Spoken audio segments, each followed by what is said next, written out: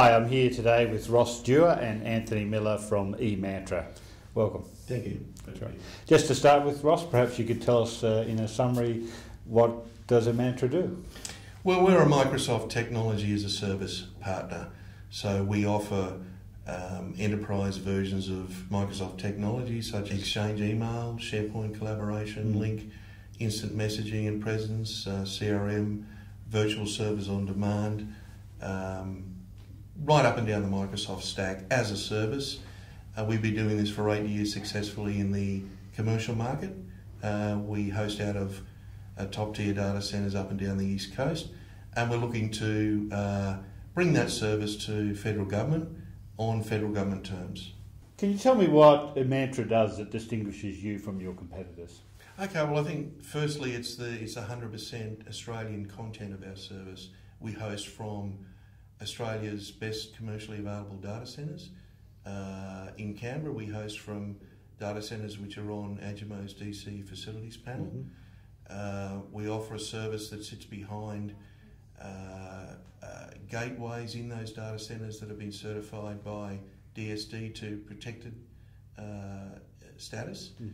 The control panel that we offer that allows customers to retain administrative control over the services, to add and delete users and services is, we believe, the industry best. And our back engine, or our provisioning and monitoring engine, is based on what we understand is Australia's first full implementation of Microsoft System Centre 2012 technology. So if a government agency wants to use Emantra, what sort of benefits, cost savings, operational efficiencies do you provide? For a start, it's a OPEX, not a CAPEX model, so there's a lack of capital outlay.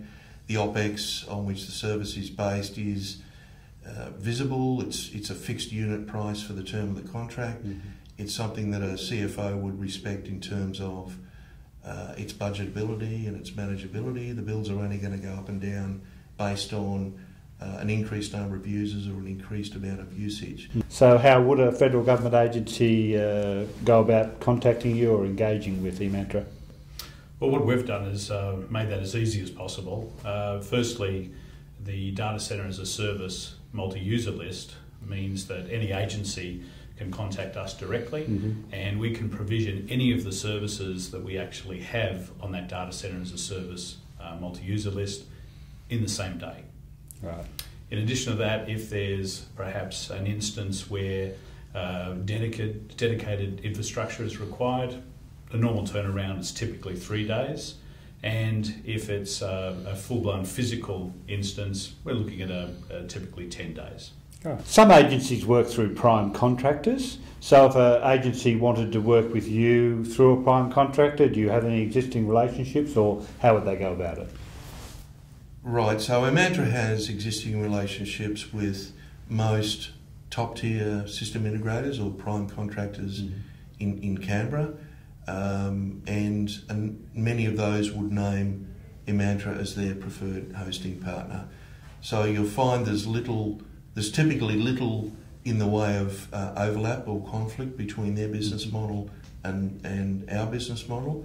Those firms will typically supply the bodies on the ground who will do things like project management, change management, business analysis needs, customised software development. So if a government agency wanted to conduct a trial with you, how do they go about doing that? Well, I think that's pretty quick and easy. Really, the infrastructure's already there, everything's already set up, there's no licensing implication for trials. Give Anthony a call. Any of those 34 services that we have listed on the DCAS panel are readily trialable with no obligation. So data centre as a service is really here, as you can see. GMO has been doing a lot of work to structure and define those service offerings for government agencies, and companies like Emantra are well positioned to provide those services. I hope you enjoyed this session. Thank you.